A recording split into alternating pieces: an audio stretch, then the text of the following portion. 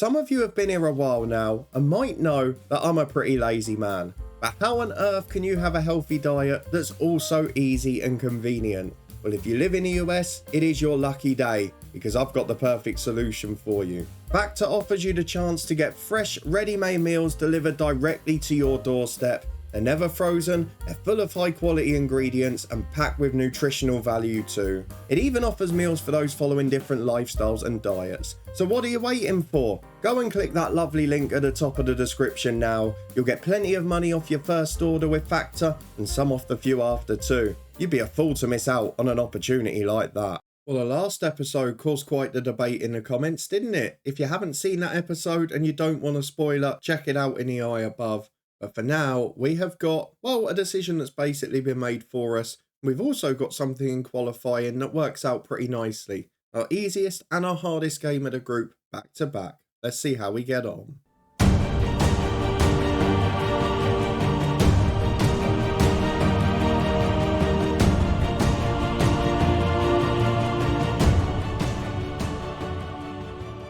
Yes, hello and welcome along to part 103 of the Head Coach with me, Daniel.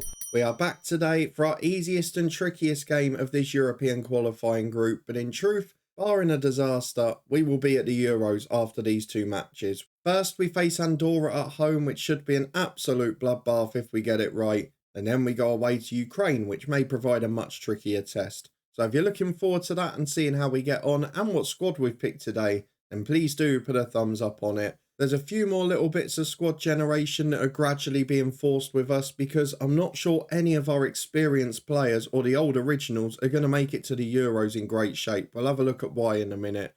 And of course, we've also got to reflect on club job news because it did cause a debate in the last episode. Some of you saying, well, you've got to consider the financial element. You've got to consider a job on more money for less pressure than the England job. It's a very interesting one actually, but the problem has resolved itself because Liverpool did not offer us a job in the end, as I'm sure you can work out. They have gone instead for Marcelo Gallardo. Manchester City didn't offer us an interview, so there was no worries about that. They did though sign Christian Spassov from Crystal Palace, so I wonder if they're going to get any weaker as the years go on. Certainly looks like it from the start of this Premier League season. We're coming up towards that 15-year bookmark, so we'll have a look at that when we get there. But for now, let's have a look at how we bounced back from that disappointing Nations League final. We were beaten by Italy in extra time, and since then, we've had two games, and of course, we've won them. We played Cyprus away. Wasn't a great performance, if I'm being honest with you. I was worried for a while. Yes, both goals came in the first half, but Cyprus had their chances, and Tezgel and Bellingham in the end were the ones with the crucial winning goals. Jude Bellingham on that front, out for this international break with injury, and in his 30s at 32, probably the only one who's still exceptional at that age. The last thing I need this season is him to pick up more injuries, so we'll see if he avoids that or not. Against Bosnia, a much better performance, a much more comfortable one, and a goal for a debutant, or someone who at least was a debutant in that international break, I should say. We had Jonah Hodgkinson get a brace. He's really starting to warm up to this job with England now. He's become a regular at United, which helps too. But we've got to bear in mind that he hasn't played well against big opposition yet, so maybe we've got to give him time for that. He did score last time against Ukraine though, so we'll see how he gets on in this one. Alfie Devine and Bukayo Saka, two of the more experienced ones, getting a goal. Suleiman Usman is breaking back into the squad. He got a goal as well. And Ant Farley is the debutant. He came from Spurs, where he doesn't really play a lot of football, which is part of the problem. But I did want to give him a go and see what he was like. You can see for this squad, I've dropped him back out. Put him in the B team because he's not playing regular club football, and that is part of the decision-making process. But he got his goal, he got his cap, and we got to say well done to him because it gives us another option. At the moment, Saka and Bellingham, two of the experienced ones injured. Saka at 34, I'm not sure what shape he's going to be in next summer because those physical stats are starting to take a bit of a nosedive. Reece James, I think, is all but over for, unfortunately. He's not going to make it now. And Cole Palmer as well, starting to drop off. So it is a bit tricky. We've only brought Harvey Elliott back in because of the two injuries we've got and the positions they're in. And I didn't want to take too much of a gamble. I wanted to get the job done. And then the next international break, we can really experiment if need be. So let's go and get through to that first game today. I will talk a little bit later, if we make the Euros, about what my plan is for the next two episodes. Because I want to do it in a sort of realistic England manager way. and I'm not sure whether it'll work or not, but we'll give it a go. So let's pick our lineup for this one. We've got another game in 3 days, which is going to be much trickier. So I'm going to do what I did last time against Andorra. Basically, the backup team come in, they get themselves a cap, they get themselves an opportunity, and hopefully some of them want to prove how good they are against very poor opposition. Back in a moment to run through the 11. Well, here we go then. Not only is this a backup team, it's a bit of an experiment in the end, in truth, because we've got an unfit goalkeeper in goal. We've got a right winger who I was really impressed with when he played for England, and his stats were brilliant as well. He's not really playing for Bayern Munich. He's a regular substitute. He's playing well off the bench, but it's a little bit of a problem for me because he's someone I like to be in my Euro squad, but might not be able to. It also sees one of our former players play out of position. Ben Hames is in at centre midfield today, just because of the way that squad balance has worked out with Bellingham's injury. We've also got a bit of a dilemma up front because Chris Lewis has now overtaken Tezgel in terms of ability star rating, but he's not playing well for Palace this year because they're struggling. He's scoring nearly 1 a game for England, but he's played in the weaker games again. So I might have to test him against Ukraine as well. But he's a brilliant striker and he's become a world superstar. But almost for the sake of his nation, we could do with him moving on from Crystal Palace. But we'll see if that happens. He's being linked with Pep Spurs now, who are the champions in England. So that would probably be a good move. For now though, let's have a look at the team in full. It is Gabiola in goal. If ever there's a chance to build fitness for a keeper, it's probably this one. Livramento and Duffy are the fullbacks, with Devillet and Talley as centre-half. Hames and Ocon, the 2 in midfield. Of course, neither of them really centre midfielders. And then Williams and Soliarson out wide. Usman behind Lewis up front. Goals galore in the team. Lots of strikers. 4 natural strikers in this 11. Let's see how they perform in this one. Big opportunity to get a big scoreline. We won 10-0 away in Andorra. How many will we win by at Wembley? Well, I'm not often completely ignorant when it comes to football lineups, but I can honestly say I've not heard of any of this Andorra team. Don't know if they're regens, don't know if there's any real ones, but overall, we've got a good lineup out. It's our backup team, but these are the players that have got to prove they should be in my Euro squad. So let's go and get into the first half. 4-2-3-1 for us. They have gone for exactly the same. That's very aggressive for the AI team. They're normally very, very defensive and cautious away from home. Let's see how that works out in a lineup, because I've got a feeling if we get the first early, this could be a very big scoreline. As here we are with a free kick from Henry Ocon, 25 yards out, good angle, chance to curl it over the wall, deflected away by the header of Miguel. Here it falls for Ocon again though, big delivery to the back post, Soliarson's up, chance to cut back for Williams, and he's got his goal. Yet again, he's doing the job for England. I don't understand why he's staying at Bayern if he's not playing, because he'd be one of the best wingers in the Prem. He's slightly better on paper than Ben Hames, and Ben Hames is a very good player, so if he can get regular football before next summer at some point, he's going to be a star for us, as Duffy finds Ocon, out to Soliarson. Could by nature be the replacement for Saka, with us moving over Clousdale to the left, as Soliarson puts the cross in for Lewis, headed just over. Now it should be a procession of attacking highlights, and hopefully a big scoreline, as Bosnia are beating Ukraine. We're back with just under a quarter of the game gone. Gabiola picking the ball up at the back and finding Livramento with a big switch to Soliarson. Chance to carry it down the wing. No real pressure on him. 2 in the middle if he can find them. Back into Usman. 1 at the near post, 1 at the back post. Both ready for a tap in. And Usman makes it 2. As Ocon goes wide to Soliarson. Up towards Lewis, who clears it away. Williams back in again though. And Chris Lewis, it looked like he might have been off, but he's got his goal. 3-0, Williams sets it up. And you know what? 2 players that are either not playing or out of form for their club. And they're starting to look like stars in an England shirt. Am I going to end up having 3 or 4 Harry Maguires in my team? That's the question. As Devillet gives it to Ocon. He gets the ball back to Devillet. Very comfortable. You can see how deep they are now. Williams finds Hames. Back to Ocon. In towards Soliarson. Through to Usman. I don't know if it's off. I think it is because the lino stayed put. But it was a lovely bit of football. 1-2 pass in, 1 touch interchange. But at half-time, a dominant display. Only a 3-0 lead. Let's see if we can add some more as they tire. Into the second half, a lot of focus in the lads. Now go and show that you deserve the #1 space in this England shirt. As Livramento's got a throw by the corner flag for Hames. Playing out of position but doing well. As Livramento's cross is headed clear. Duffy loses out, but it falls for Ocon. Back to Duffy again. Chance to carry down the left. He is a natural right footer though, as Devillet finds Ocon and Duffy.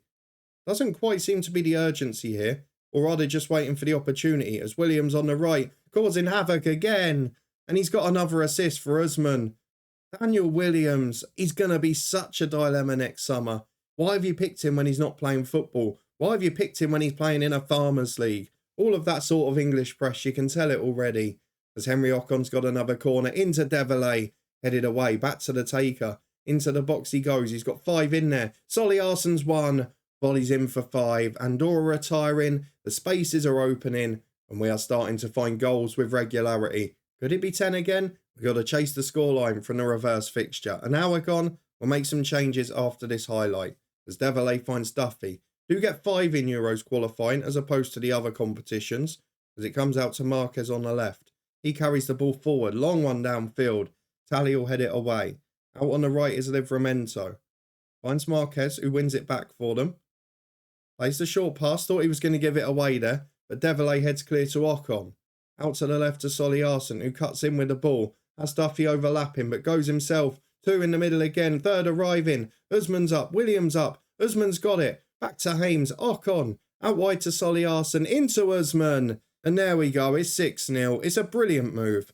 I know we've got space. I know it's a poor opposition. And I know the next game's going to be a lot harder. We've got to enjoy these nights, haven't we? As Ocon gets the ball on the right with the corner. Up towards Tally at the back post. 7-0. 28 minutes to go. We've already added 4 in 18. Let's go and make the subs now, see who we can bring on. Because this game is officially won. I'm trying to think of how can I test players' versatility, whether they fit in 2 positions, whether someone who we'd start can play in another one. So what we're going to do as a result of that is move Duffy to right back for the first time. He's a right footer, so it should work. Kelleher is one of those regulars who's not got as much football for England, so we'll get him an appearance. In midfield, I'm going to stick with those 2 in the middle, I think. Usman's got his hat-trick, he can come off. Tezgel needs fitness, so he comes on 10. That's as easy as it is. Next one, we're going to go for Williams I want to keep on. I'm going to bring Clousdale on for Solly Arsen and play him as an inverted winger off that left-hand side because, again, I want to know if he can do that if Saka's not great next summer. Parsons is going to come on centre-half for Devillet. Good player, young player, gets himself some football. And we'll save the last one a few more minutes, but maybe I'll give Ocon a rest because he might feature next game. He puts in the free kick there for Tezgel. Headed away 25 yards out, has plenty of support. Carries it forward himself. Fancied a solo goal there. In the end, has laid it off and it finds Duffy. He goes back to Parsons. Good on the ball, finds Clousdale, cuts in. Lovely chip for Williams. It's him again. Sets up Lewis. He has had one hell of a game. Bayern Munich, are you not watching this? What a stunning goal that is. Lewis has got 2 for the day now as well. If he had a hat-trick, we'd take him off. But instead, we're going to go for Ben Hames, who's had a really good game.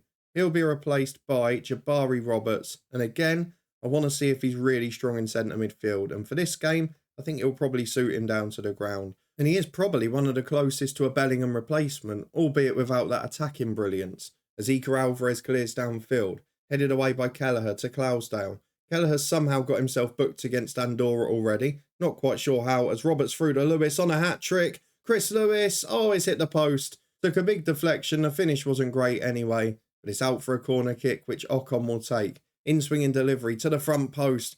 Headed away as far as Tezgel. He finds Tally, who's already scored, to Parsons.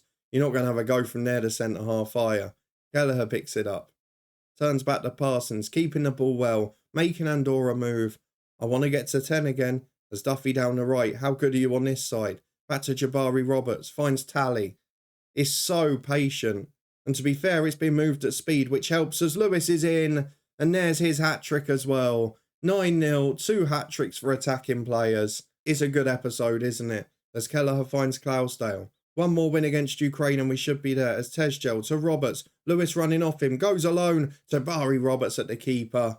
Could have been a great goal. Wasn't to be. As Ocon's got a free kick on the other side. Didn't take long to get it. And it's a penalty kick which Tezgel is down to take. And Tezgel will take. He's the best taker here. Let's see if he makes it count.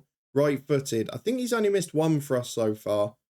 But will he score this one? Up to make it 10. Emre Tezgel in. Keeper didn't move. It wasn't the best standard of goalkeeping. But it is double figures for the second time against Andorra. And this is why I wanted to show you the balance of the easiest and then the hardest. Free kick on the right-hand side as the voice is starting to go. Tally has got a brace as well, the centre-half. He heads in at the back post for 11-0. And we have beaten our score from the away fixture. Bosnia have gone 2-1 up against Ukraine as well. That makes an interesting change down at the third and second place of the group. And you can see Andorra really struggling now, as Klausdale getting the ball on the left for Tezgel. He's not made a big impact off the left actually since he's come on. Might be something to consider for next summer. As Williams finds Tally. The voice is on the brink. It's in through to Roberts. He's in one-on-one. What did I say about apart from the attacking side? Ignore that. It's 12. Final kick of the game. And we make it a very comprehensive win. Not going to be this easy away in Ukraine. For now, we enjoy a wonderful display. England 12, Andorra 0. Here we go then, and back for what, according to the seedings, was the toughest game in this group, but it's not really worked out that way. It might be our final game because, if we have a look at the top of the group, Bosnia are already qualified. It's a bit of a weird setup because of the head-to-head with Ukraine. If we get a draw today, it will be exactly the same for us, but I'm looking at the rest of this group, and Bosnia have clearly been the other standout side, so it's going to be interesting to see how we get on away from home at them, but it shouldn't matter by that point. For now, we got to get a result against Ukraine. Anything other than defeat and we're through. So let's go and see if we can do it. Through to the lineups we go. It's going to be a very changed 11. We'll be back in a minute to run through the team. Well, we've changed everybody, as I'm sure you might have expected at this point. It means our lineup for today is Elijah Smith in goal, Kelleher and Stansfield the fullbacks with Parsons and Roberts at centre-half, Hodgkinson and Devine the midfield two, Harvey Elliott back in just ahead of them. And then Rio Williams covering for Saka on the left, Klausdale back on his right-hand side, and Tezgel into the team up front. Can he add to his penalty against Andorra? Let's go and get into this one and find out. Surely going to be a much trickier game. Let's see how it pans out. They've got Christophe Gaultier in charge, so an elite manager. Just trying to work out if any of the originals are in that team, but I'm not very good at remembering the names, so I'm not sure there's many there we'd recognise. That goalkeeper real, that name rings a bell. It could just be a regenerated one. Into the first half we go. I'd imagine this is going to be a trickier test than the home game against them. If we get an early goal, it should be a good one still. As Rio Williams down the left wing. Just 7 minutes on the clock. Back to Kelleher. Hodgkinson shot just over. He scored in the reverse fixture as well. Not making it count at a minute. It's been quite an even game on the stats in fairness. Yes, we've had more of the ball. We've had a bit more territory, but we've not really got anything to show for it. As Roberts finds Devine. Inside to Elliott. Big switch of play to the left for Williams. He's got two in the middle. Can anyone else get in there? Oh, they didn't need to. He picked out Tezgel perfectly. But he heads it well over the bar. Just couldn't quite get high enough. We'll go through the dressing room. We need more than that. The fans expect to win. No, I'm going to say I don't like what I've seen. Jabari Roberts not happy. He's played well in fairness. But everyone else is fired up. Let's see if it works. As we're back with an England corner. Very early in the second half. Again, finding the back post. I'm liking Harvey Elliott there. The problem is Tezgel's not doing much with them. It's out for a goal kick. 5 gone in the second half. Ukraine are comfortable, really. And this has been my big problem. We saw it against Italy in that Nations League final, didn't we? It's breaking a team down when they're sitting deeper. And then it's defending them. We give away a few silly moments in a game. And most importantly, we don't take our chances. Oh, that's unfortunate. Kelleher's gone down with an injury when he's through one-on-one. And Bondarenko has put it in. Oh, you can't do much about that.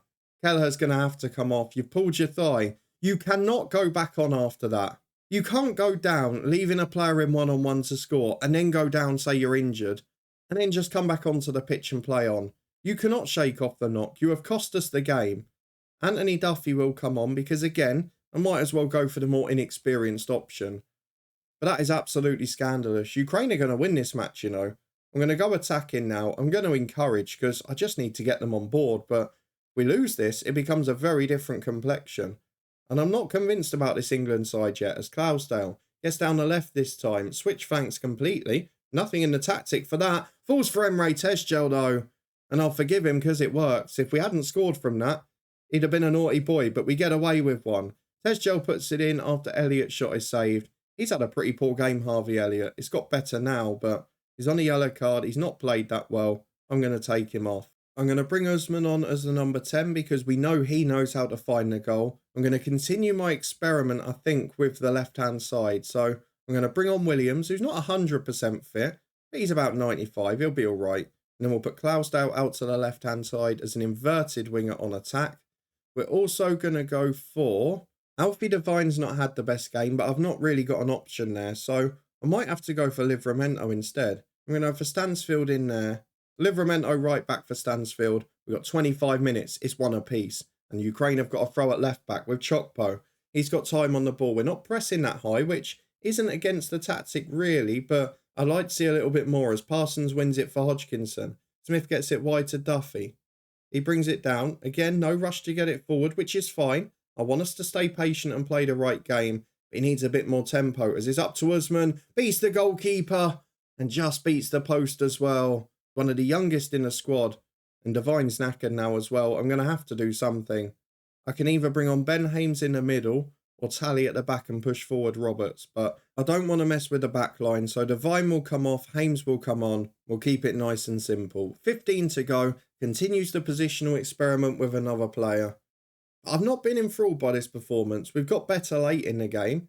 We've not looked like we're deserving to win. And I don't think we are going to. The point will get us through, but not convincingly, as Livramento on the right-hand side carries the ball forward. Now the skipper for the team. Up to Daniel Williams, who puts that cross in. Clousdale back to Tezgel. Deflected and cleared off the line. It looked offside. I was about to say, surely it was from the first ball. And it is given in the end. 5 minutes added on. We don't look like scoring. Bosnia have got a goal. Now, this adds a little bit of a problem to the picture because, yes, we've got our result. We've got through. We're all very happy with that. But if we go and have a look at the group now, we've got a bit of a problem. We are behind Bosnia by 2 points. They have won 6 of their 7 games, only losing against us. And our last game at the group stage is away in Bosnia. If we don't win that, Bosnia are probably going to win this group. And at that point, do you have to consider me a failure? I think I might end up being an England disaster. Another one of those disappointments that everyone wants out. Let's go and see how the schedule looks and what we're going to come back for. Maybe my plan's going to have to change now. Well, we remain first in the completely pointless world rankings. Despite losing 2 major finals, I guess we got to them both. But if we go and have a look at the schedule, I wasn't planning to show the last 2 matches, but I feel I have to now. Because you're looking from an England point of view. If England don't win the group ahead of Bosnia, that would be a very big story in the news. So I feel we've got to show that decisive match. We've got Cyprus at home. We'll show that one as well.